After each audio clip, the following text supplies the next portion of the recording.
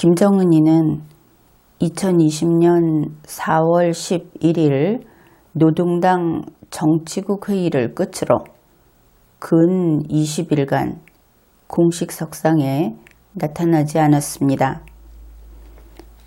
그런데 우리가 알고 있듯이 북측에 김정은이가 사망했다 하는 동영상이 퍼졌다고 하죠. 그것은 우리나라에도 들어왔고 그 이후에 가짜였다 이렇게 밝혀졌습니다. 그 당시의 일에 대해서 여러 번 리마연 강의를 했죠. 한국에서는 태영호, 지성호 당선자 그들이 김정은의 신변 이상설을 주장해서 또 주목을 받기도 했습니다. 그리고 나서 5월 2일 조선중앙통신이 하루 전인 5월 1일에 김정은이가 비료공장 준공식에 참석했다. 이렇게 보도를 했습니다. 그렇게 되고 나니까 한국의 좌파 정권 그리고 좌파 정치 세력들은 탈북자 성토에 열을 올렸습니다. 물론 김정은 사망설을 같이 주장을 했던 우파 유튜버들도 같은 공격 대상이 되었죠. 그 이후로 문재인 씨는 또다시 대북 사업으로 노벨 평화상을 거머쥐겠다 하는 그런 욕망에 들뜬 것을 알 수 있습니다. 결국 이것은 김정은이가 건재하고 북한은 다시 정상을 찾았다. 이렇게 안심하고 하염없이 그쪽을 믿고 의지하는 마음에서 나온 것이 아닌가 그렇게 보이죠. 그런데 이러한 삼류 문재인 씨, 삼류 정권하고는 다르게 세계의 최강국인 미국의 눈은 그렇지 않다. 이러고 있습니다. 이제 그런 이야기를 해보기로 합시다. 그러니까 미국에서는 첫째로 북한은 정상이 아니거나 아니면 전쟁을 불붙이거나 그 중에 하나를 하는 그런 존재다. 이렇게 말하고 있는 것을 알 수 있습니다. 북한이 정상이 아니다 하는 것은 문재인 씨는 김정은이가 죽거나 김정은이가 어떻게 실각했거나 이렇게 되지 않은 것으로 정상이 됐다. 이렇게 보는지 모르겠는데 지금 미국에서 나오는 자료들을 보게 되면 거기서는 김정은이의 그 북한 거기는 애초에 정상이라는 것이 없었다. 이렇게 이야기를 하는 겁니다. 그러니까 이런 것이죠. 김정은이 신변 이상설이라는 것이 나오기 이전에도 이미 경제는 파산했고 부패했고 광범위한 기아 때문에 극도의 어려움을 계속 겪어온 곳이 바로 그곳이다. 그러니 김정은이가 재등장했다고 해서 정상화될 리가 없다. 이렇게 이야기를 하는 것이죠. 요약하면 이렇습니다. 김정은이가 가서 죽었든 혹은 다시 돌아왔든 북한이 정상으로 되는 일은 없다. 그런 것이죠. 북한이 정상이 되려면 어떻게 해야겠습니까?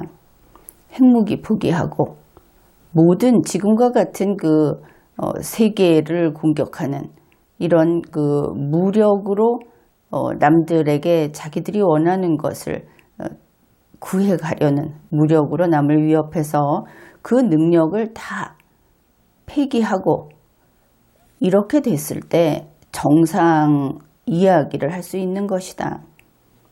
그런 것을 알 수 있습니다. 그래서 이렇게 말을 하는 것이죠.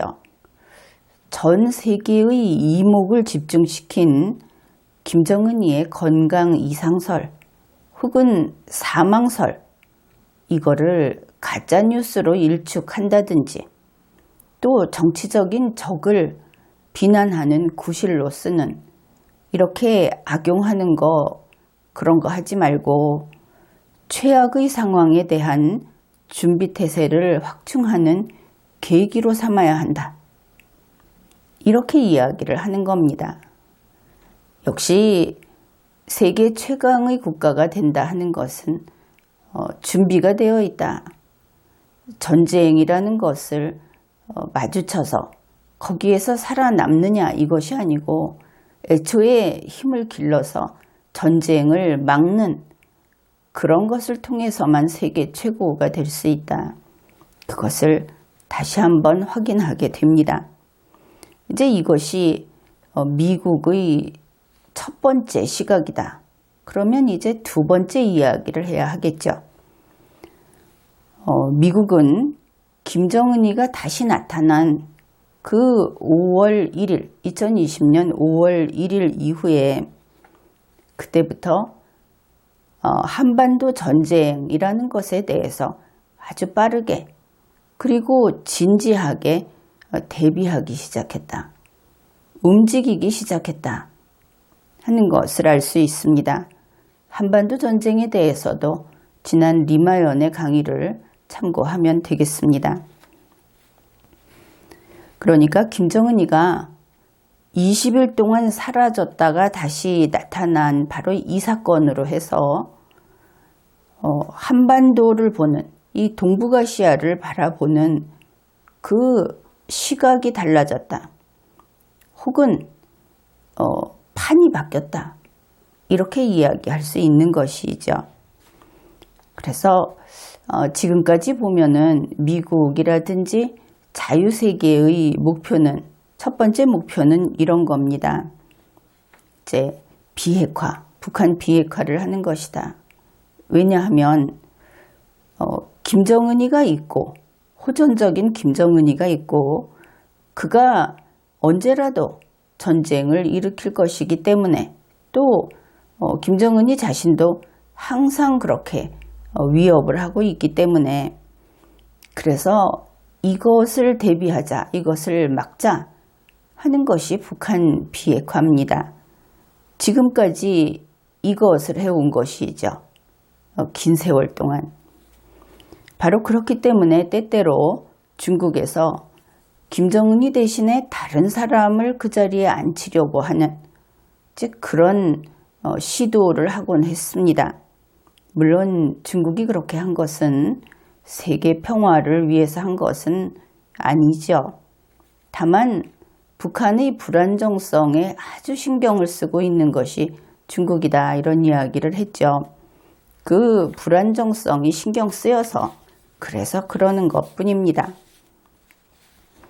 이제 그것이 목표 1이다 이렇게 북한 비핵화가 어떤 조건에서 김정은이가 있는 조건에서 전쟁을 막기 위해서 그래서 북한 비핵화를 하려는 것이다. 이것이 목표 1입니다. 그런데 이제 목표 0이 생겼습니다. 순서가 좀 이상하죠. 이제 바로 새로운 문제가 드러났기 때문에 그런 것입니다. 그러니까 이런 것이죠. 북한에 김정은이가 존재하지 않는 상황이 발생한다. 그러면 북한에 김정은이가 존재하지 않는다 하는 바로 그 조건, 그것 때문에 전쟁이 일어날 수 있다. 이런 것입니다. 이제 이번에 김정은이가 한 20일 안 나타나다가 나타났다는 그 소식을 통해서 확인을 했죠. 실제로 뭐 나타났는지는 모르겠지만 이제 이러한 경험을 통해서 북한의 그 왜곡된 구조가 얼마나 위험한가 이것을 이제 절감하게 된 겁니다. 다시 말해서 새로운 불안정성을 세계가 인식하게 된 것이죠. 그러면 북한의 이 왜곡된 구조적인 불안정성, 그게 무엇인가? 그런 겁니다.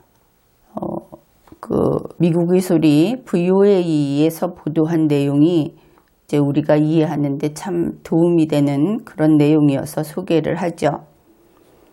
북한은 단 한 사람의 상징성에 국가의 명운을 거는 신정체제이다. 종교 지도자, 교주를 모시는 것 같은 그런 정치 체제이다.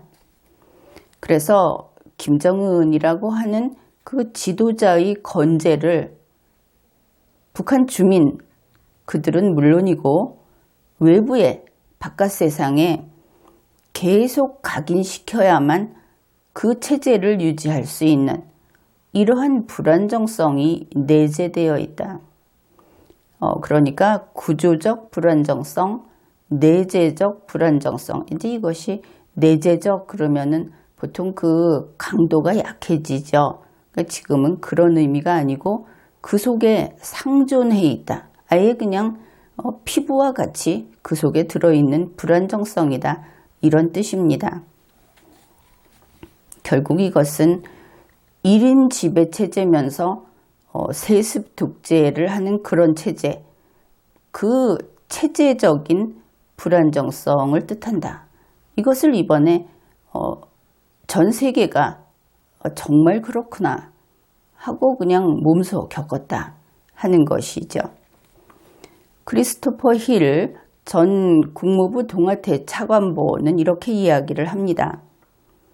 김정은이가 사라졌다가 뒤뚱거리면서 다시 나타났고 김정은이가 부재하는 기간 동안에 북한에서는 어떤 결정도 이루어지지 못했다.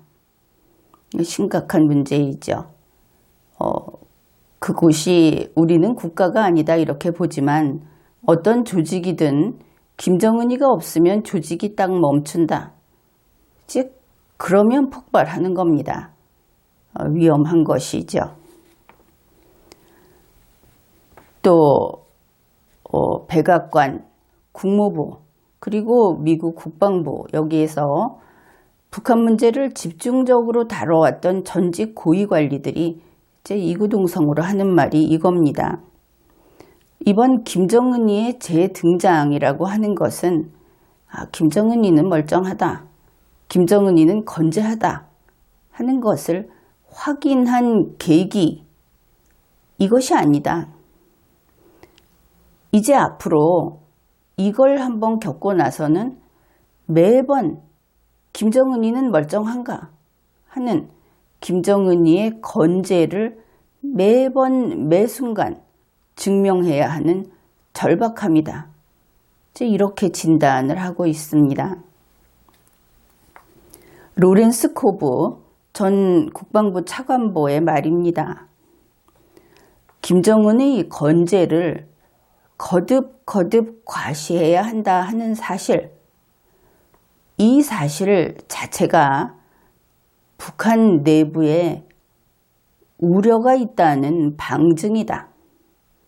실제로 아무 문제도 없다면 김정은이가 갑자기 사라지지도 않았을 것이고 또 다시 등장한 뒤에도 굳이 건재합니다 하고 증명해야 할 필요가 없었을 것이다.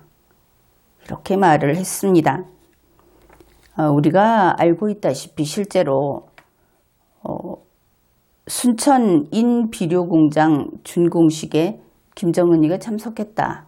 이렇게 보도를 했죠. 북측에서. 또 우리 언론도 그걸 받아서 보도를 했는데 이제 그때 2020년 5월 1일이라는 날짜가 선명하게 찍힌 백보드를 배경으로 활짝 웃는 밝은 표정을 짓는 그 김정은이의 모습을 내보였다 하는 것입니다.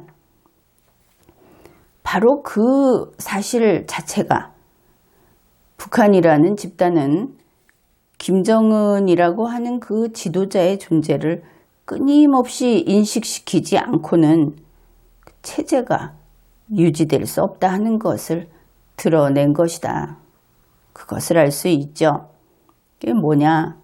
이번에 그 20일 만에 나타나서 웃으면서 하는 그 장면, 그게 필사적인 쇼다. 이런 것입니다. 따라서 북한은 안정적인 체제가 아니다. 북한은 김정은이라는 상징이 필요하고 또 다른 사람이 안 된다 하는 것이죠. 김정은이 바로 그 사람이 보이지 않으면 체제가 흔들리게 된다. 위험해진다. 그것을 알 수 있습니다. 제리 코놀리 민주당 하원 의원은 이렇게 말을 했습니다.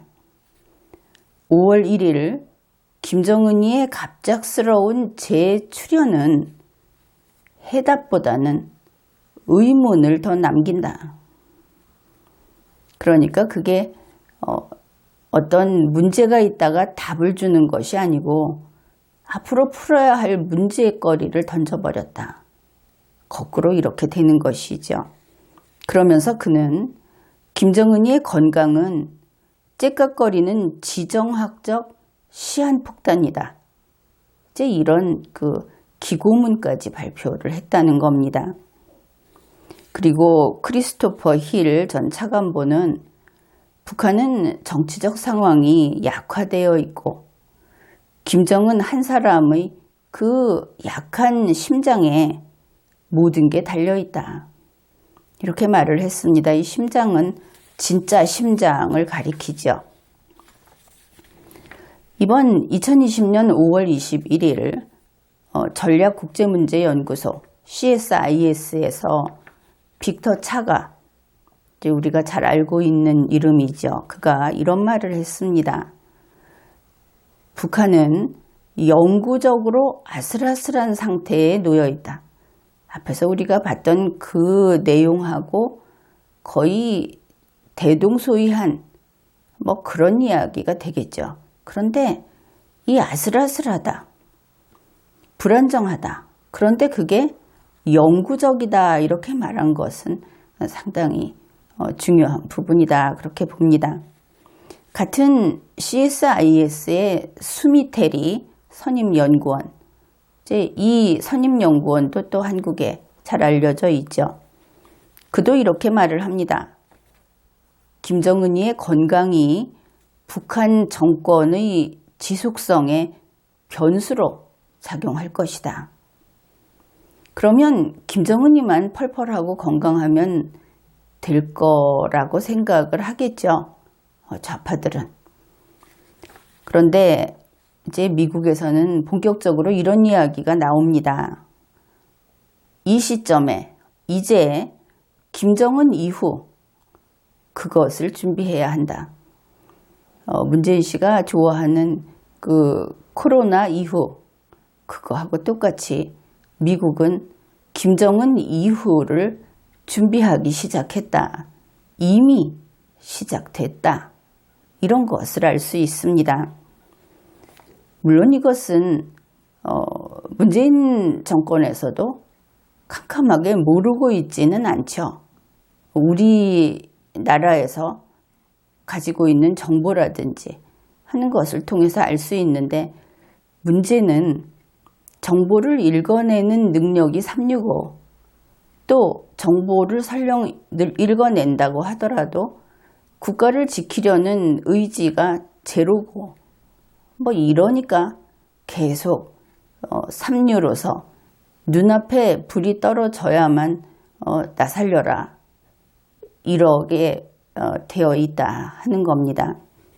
그런 사람 좋다고 지지율이 몇십 %니 하니까 또 그 국민들이 감수해야 하겠죠. 문재인 정권의 국가정보원이 5월 6일에 국회 정보위원회에 보고를 했습니다. 김정은이가 2020년 5월 6일 현재 공개활동을 한 횟수가 17번이다. 그런데 예년 같은 시기, 그때까지 공개활동을 한 횟수를 평균을 내보면 평균 50회다. 따라서 2020년 5월 6일까지의 그 공개활동 횟수, 이것은 예년에 비해서 무려 66%나 감소했다. 게다가 이 17회라는 것은 역대 최소 수준이다. 이제 이렇게 보고를 했습니다. 근데 김정은이가 공개활동을 하는 것은 북한과 같은 체제에서 김일성이 무슨 아버지다 이러면은 김정은이도 마찬가지로 지도자다 이렇게 하고 있지 않습니까? 그래서 김정은이가 가서 어떤 행사에 직접 가서 손을 잡고 껴안고 거기에서 웃는 모습을 보여주는 것은 주요 통치 수단이다. 이제 이게 줄었다 하는 것은 굉장히 심각한 문제로 받아들여야 하는 것입니다. 김정은이는 지난 4월 11일 이후 20일 동안 사라졌었죠. 그리고 5월 2일에 어제 김정은이가 나타났다 하는 그 북한 매체의 보도를 우리가 알고 있습니다. 그런데 그때 이후로 또다시 20일째 사라졌다. 공개 활동을 하지 않고 있다. 이런 것이죠. 그렇다면 그래야 하는 공개 활동을 해야만 하는 체제에서 공개 활동을 안 하고 있다면 문제가 있다고 평가를 해야 한다. 이렇게 볼 수 있겠죠. 여기에 대해서 우리 한국의 전문가도 미국의 전문가도 다 똑같이 하는 이야기가 이런 식으로 계속 잠깐 나타났다 없어지고 계속 이런 식이라고 한다면은 북한 주민들 사이에서 김정은의 그 지도력, 거기에 대한 의문과 동요가 일어날 것이고, 더구나 그렇지 않아도 김정은이가 죽었다 하는 소문이 또 파다하게 퍼졌던 그런 그 예를 본다면은 이 의문과 동요는 쉽게 확산이 될 것이다. 불안정해질 것이다. 문제가 일어날 수 있다. 이제 이런 이야기를 하고 있습니다. 미국의 소리에서 밝히는 바에 의하면은 김정은이는 현재 나이가 36살, 키가 169cm, 몸무게가 136kg, 그래서 초고도 비만 상태라고 합니다. 게다가 과도한 음주, 흡연 습관 때문에 순환기에 이상이 있고 심혈관에 이상이 있다 하는 의학적 소견이 나오고 있다고 합니다. 그런데 김정은이의 이러한 건강 문제, 그게 또 왜 심각한가? 그것은 김일성이나 김정일이보다 훨씬 젊은 나이에 이게 문제가 되고 있다. 바로 그 점에서 족벌 체제라고도 하고 그 김씨 일가가 하는 그 세습 독재라고도 하는 이 1인 지배에 의존하는 북한의 앞날은 더욱 불투명하다. 이런 평가를 받는 것이죠. 결국 다른 거 다 그만두고 무슨 강대국이 어떻게 하고 이런 거 다 그만두고 가만히 내버려 둔다 하더라도 이런 외부적 요인이 없어도 김정은 집단의 그 체제는 그대로 유지되기가 어려운 상태다. 이런 것입니다. 미첼리스 전 국무부 정책기획실장의 이야기를 소개합니다. 김정은이의 궁중에서, 궁궐에서 무슨 일이 일어나는지 알기 어렵다 하는 것을 이번에 우리가 확인했다. 그래서 북한 정권에 변화가 생기거나 레짐 체인지 같은 것, 또 김씨 일가에서 사망 사건이 벌어진다면 거기에 대해서 어떻게 대응할 것인지 이 자유세계에서 특히 직접 관련이 있는 국가들은 비상계획 그리고 소통 채널을 미리 구축해 놓아야 한다. 그러면 왜 이것을 해야 하는가? 그것은 분명하죠. 미첼리스 전 정책기획실장은 이렇게 말을 합니다. 치명적인 결과로 이어질 수 있는 오해를 막고 오판을 막기 위한 것이다. 이것을 한 단어로 표현하면 한반도 전쟁, 바로 그것이죠.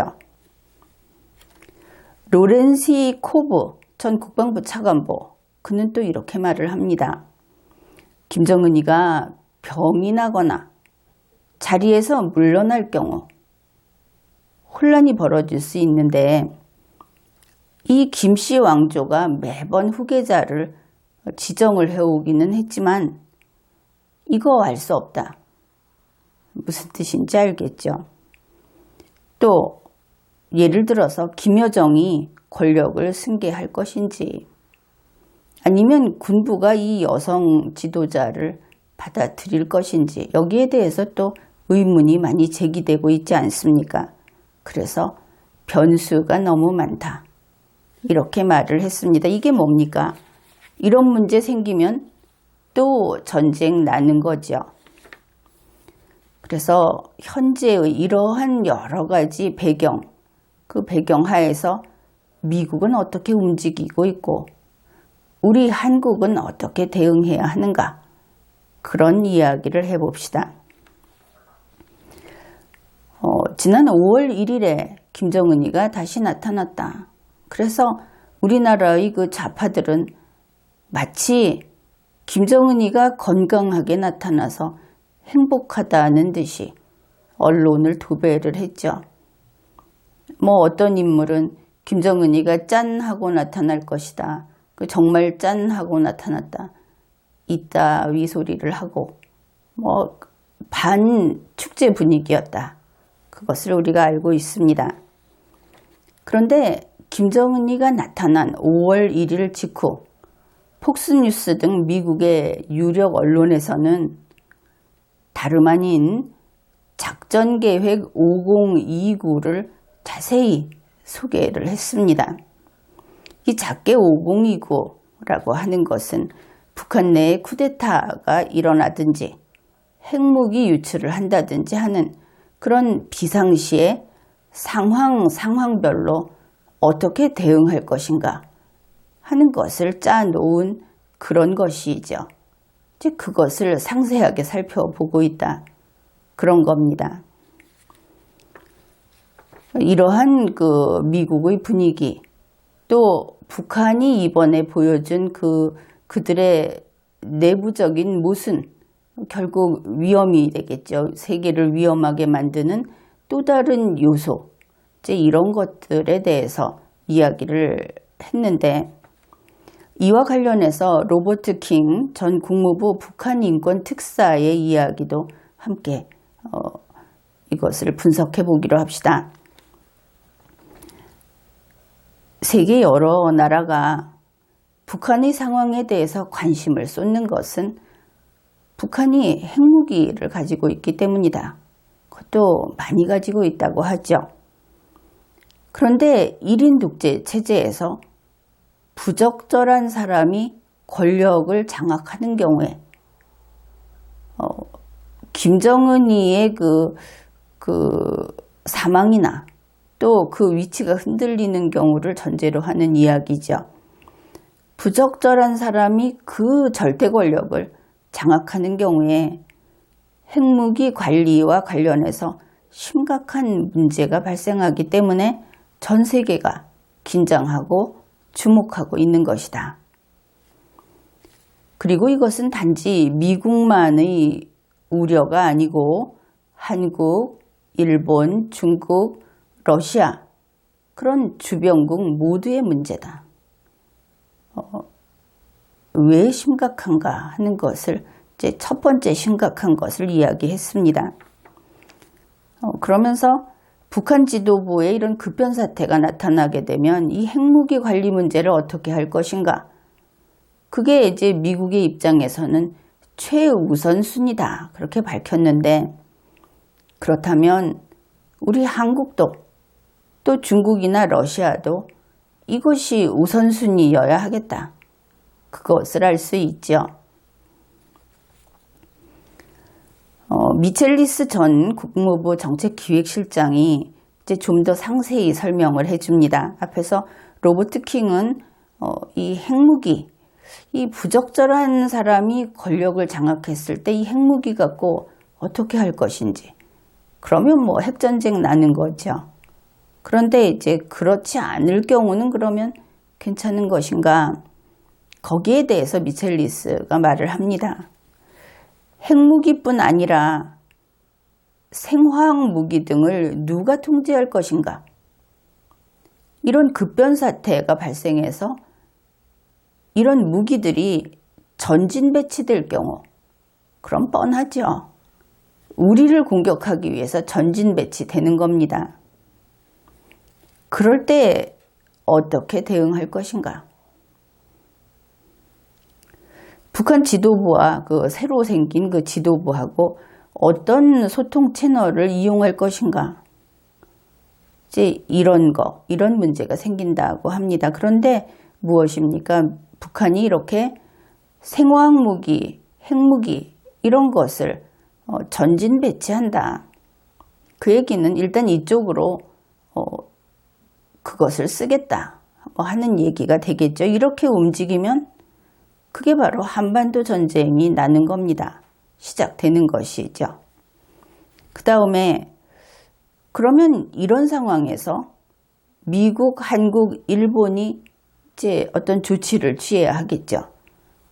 이쪽에서 한반도에 취하려는 어떤 조치, 거기에 대해서 중국이 이걸 막아설 거다 이렇게 보는 겁니다. 그러면 중국과 충돌하겠죠. 근데 이 중국과의 충돌을 어떻게 피할 수 있는가? 이제 그 문제도 풀어야 한다는 겁니다. 그러면 어떻습니까? 중국이 이걸 막아선다. 이렇게 움직이면 그것도 한반도 전쟁인 것이죠. 이것이 바로 우리가 지금 처해 있는 상황이다 하는 겁니다. 그 다음에 또 다른 문제도 이야기를 합니다. 이것도 지난 리마연 강의에서 이야기한 내용입니다. 북한 주민들이 비무장지대로 몰려올 경우에 이것을 막을 것인가? 그들이 비무장지대 아래로 넘어오려고 하면 발포할 것인가?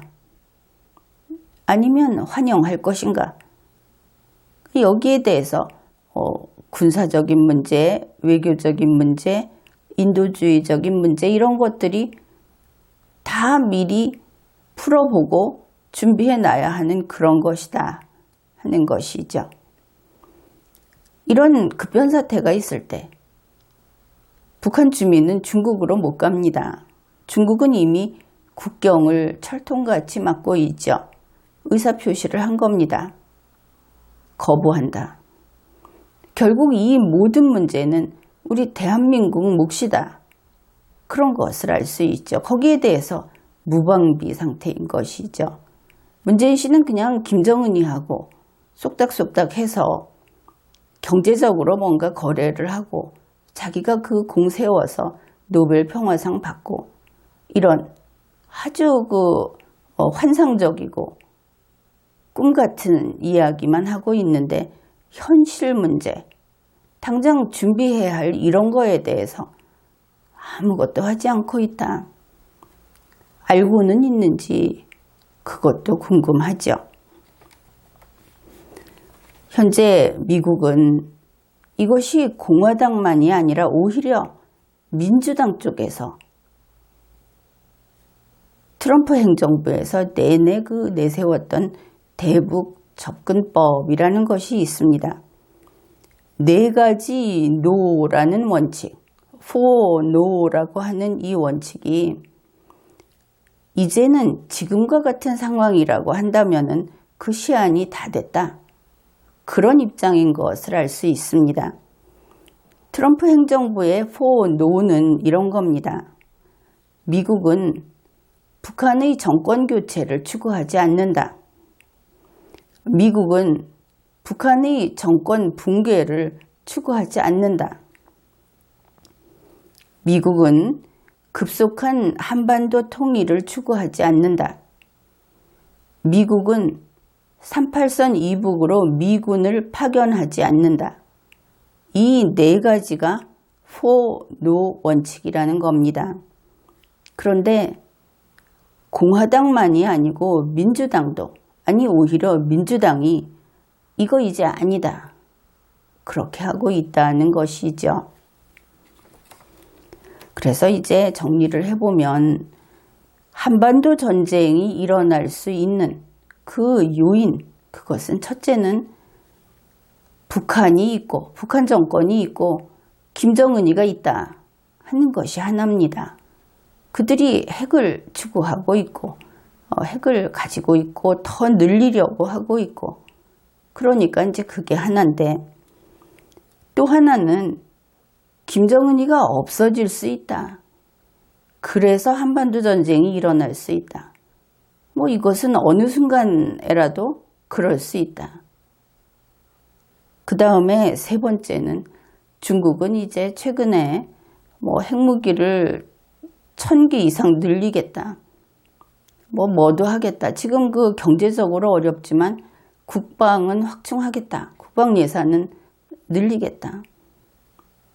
전쟁 그 야욕이 더 증폭되고 있다는 것을 알 수 있습니다. 바로 세 번째는 중국이 있기 때문에 한반도 전쟁이 일어날 수 있는 가능성이, 예전에는 미국이 코피 작전해서 그것 때문에 반격으로 시작될 거냐, 이런 그 억지로 깨워 맞춰서 이런 생각도 해보고 그랬지만, 이제는 언제 일어날 것인가가 이제 분명해진 것이죠.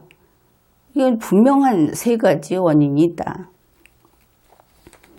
따라서 이러한 그 시대의 흐름, 상황의 변화, 이것을 읽어야 하는 것이죠. 그래서 한국은 그 우방국이고 또 동맹인 그 미국이 이와 같은 북한 급변 사태가 발생했을 때는 적극적으로 뛰어들어서 개입을 하도록, 우리가 이 한반도의 주인이니까 우리가 선택을 해서 미국이 들어와서 개입을 하도록 그렇게 먼저 요구하는 것이 이 위기에 대한 우리의 첫 번째 방책이다. 이것을 알 수 있습니다. 중국이 아닌 것이죠. 중국이 될 수 있겠습니까? 그 다음으로는 미국이 이렇게 당장이라도 한반도 전쟁이 일어나면 어떻게 할 것인가를 거의 그 전반적으로 여기에 대해서 지금 계속 의논하고 방안을 마련하고 있는데, 아니 코앞에 김정은이 세력을 두고 있는 우리는 무엇을 하고 있는가? 이제부터라도 달려야 하겠다. 이제 그것을 알 수 있습니다. 지금까지 리걸마인드 연구소였습니다.